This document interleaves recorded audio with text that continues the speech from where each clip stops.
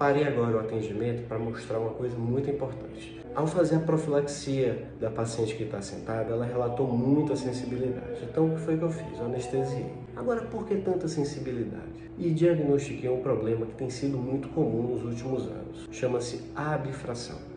A abifração nada mais é do que o desgaste do dente provocado pelo excesso de pressão. Muitas vezes eu falo sobre bruxismo e não falo que o bruxismo pode levar à abifração. A abifração, ela é esse desgaste, e esse desgaste aumenta demais a sensibilidade dos dentes. Então, a paciente já está anestesiada, eu vou proceder à profilaxia, mas agora ela vai se sentir confortável para o tratamento.